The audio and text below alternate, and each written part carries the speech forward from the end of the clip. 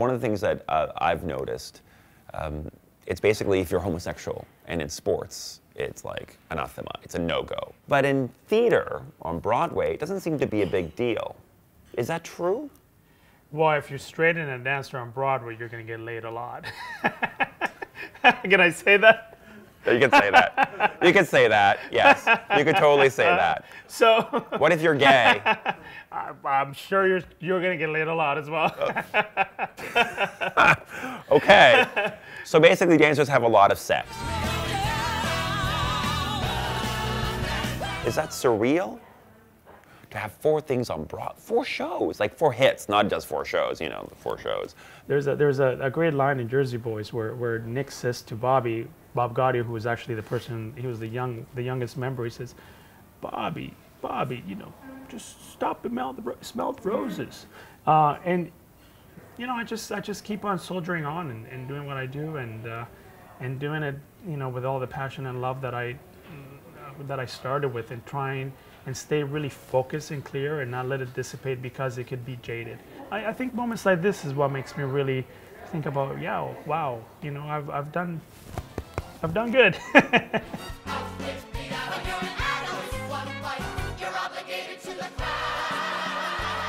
So how do you choreograph? Do you simply sit there and go, okay, I've heard the score, I've read, you know, the material, what do I envision? Or do you go in the studio and just dance? I don't know. You tell me. Yeah.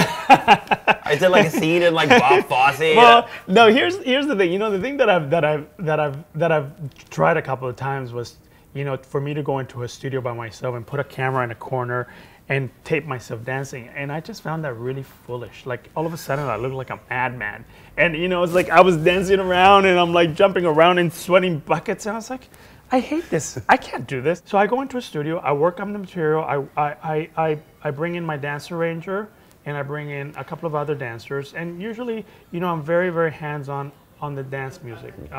You know, Memphis specifically, the steps and the music are so interwoven that you can't tell what came first. Brooke Shields right now is doing the Addams Family on Broadway. Yeah. Or Nathan Lane originated the role of Gomez. Of course, with Maybe Newark. Is that a challenge when you're working with like someone who is like that, like a seasoned pro? I pride myself on being a sort of a tailor choreographer. You know, I went into the studio, I coached Nathan on what I wanted to do with him, and I created a vocabulary that was specific to Nathan. Mm-hmm. With Brooke, it was the same thing. You know, Brooke, I actually changed the entire tango so it could fit her. You know, she's this tall, beautiful, statuesque woman. I mean, she's, you know, and BB's smaller, BB's petite, BB's more like she's a Fosse dancer.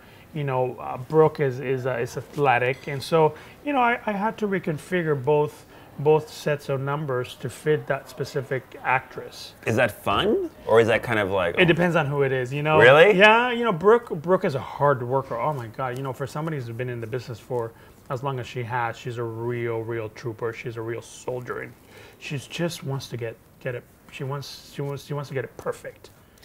It's interesting though, because and I'm interested in your take, because right now what seems to be in this moment in pop culture where Glee is a huge success story, Dancing with the Stars is on television. Do you think like all these shows are good, or what do you make of them? Do you think it's kind of giving the false impression of what dance is?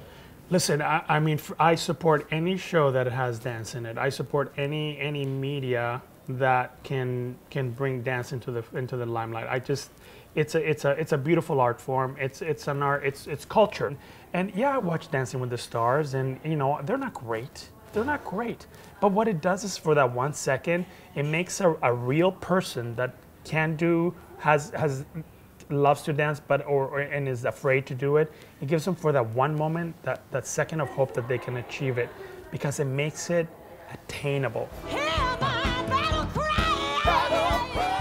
How do you respond to that that negative criticism by critics versus an audience which loves the show? I mean, the Addams Family was like, before it even opened, critics were up there with knives.